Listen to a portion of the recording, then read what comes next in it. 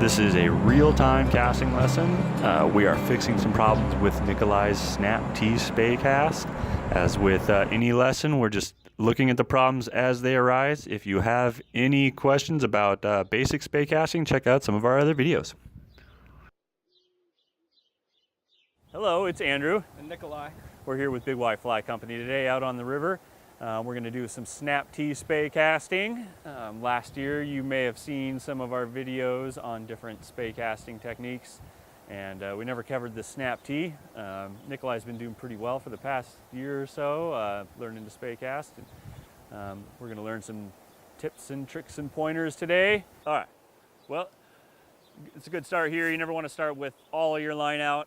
Eventually someday you'll hook a fish on your first cast with 10 feet of line out, and then you'll never do it again. You'll never fish with all your head out. So you're just gonna start rolling some casts out there and getting warmed up.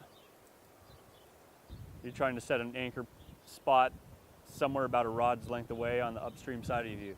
We're using this cast when we're on river left. There's a couple other options. All right. So go ahead and show me another one.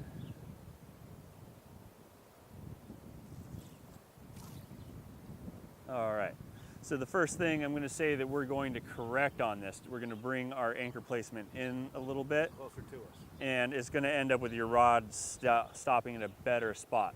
So when you come around, I want you to snap back down a little bit quicker. You're kind of waiting until the very end. And so when you get right to this apex, you're going to go straight up to about, a 1 o'clock here and go right down. Yeah.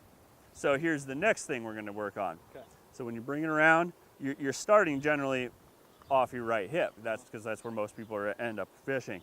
But when you snap, I want you to bring it all the way down so that reel is right against your left hip. Okay, just when you snap, you're using your hands to do some work too. Oop, stop. So just stop at the end of that snap, and I want it to be there. Okay. So just come across the body when you go.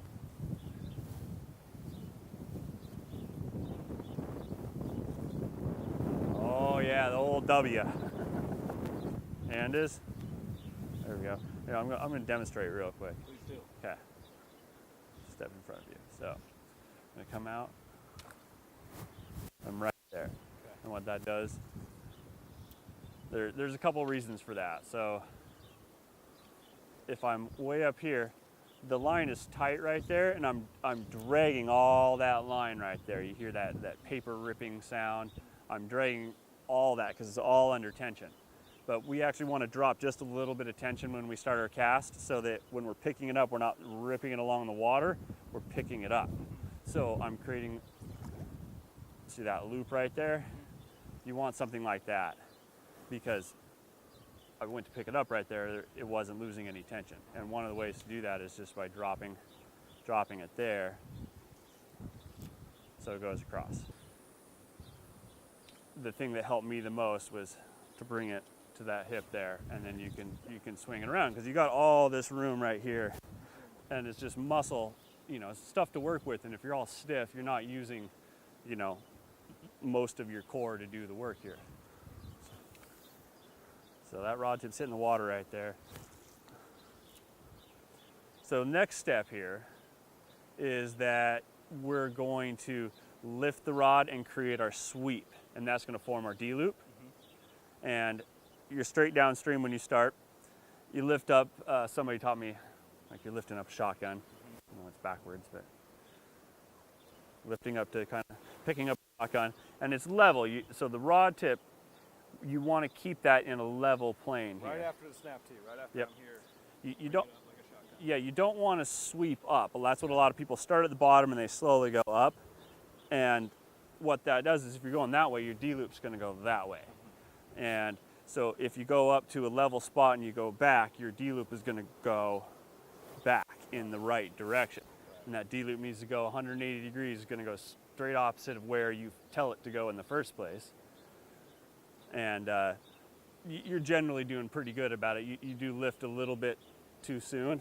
And you know, everybody does something like that at first. Nice and slow. Let's fire one off there. There you go.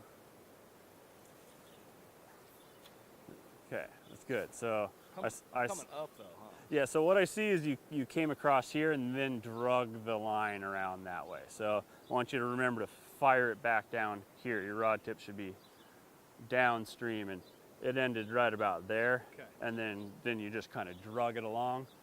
So back to where I'm pointing now is where my snap Yep. tee should go. So snap it back down there. There you go. And I want that rod tip to hit the water. So I'd say your snap is you're overreaching on that top end. So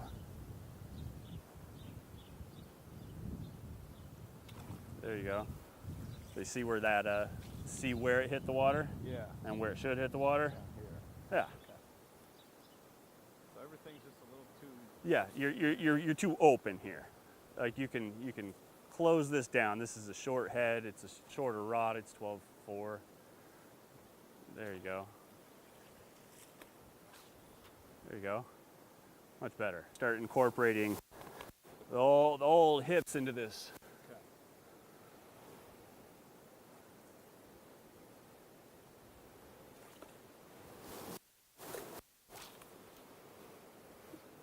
Okay. Got the hips into it. My hips move a little. Yeah. It's a slow but steady acceleration. So if you have a hot pie in your hand and you need to throw it at Joe, you got to go slow and steady with an acceleration, because if you come back too fast, pie is going to fall. Yeah. Or if you come back too fast and then stop here, pie is going to fly out of there. So nice and steady and slow, and then you go.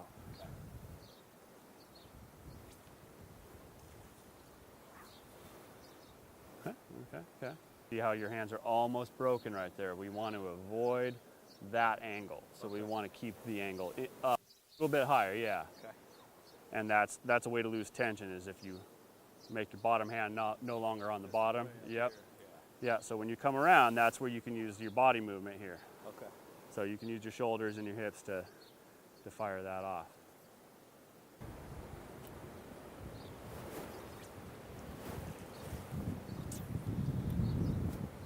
Too low. Yeah, so let's start with about that much. Like start with a foot and a half of line out of this rod here. It changes the timing a little bit, but I'm going for it. yeah. See, exactly. Now you got this down. Like now we could go fish the big river, and you just gotta, you know, that cast would have gone twice as far. And start your back cast. You're kind of doing this like sweep like that. You're like shoveling snow. Yeah. But really you want to be like, I don't know, what's that motion? Hitting a nail. Yeah. Yeah. I don't know. Casting a spay rod. Yeah, casting a spay rod. All right. We're just finishing up here. Nikolai, did you learn some tricks? Absolutely. Yeah. Thanks for all the pointers. I appreciate it. Yeah. Well, thanks for joining us here. Feel free to shoot us a comment, give us a call, send us an email, and come join us out on the water. Thanks. You can see a couple of casts here as we put this all together. You can see that the anchor is dropped about a rod length away on the upstream side. You can see us swinging around, making that nice level sweep, creating a D-loop that's 180 degrees from the direction we're going to make the cast. One of the great things about this cast is you can leave that anchor in the water for an extended period of time. You can be as slow as you want with the snap tee, and as long as you got all the motions right and you do a nice steady acceleration, you're going to be okay. If you have any other questions about spay casting, you can check out any of our other videos that we've done on the series, and give us a call if you have any questions.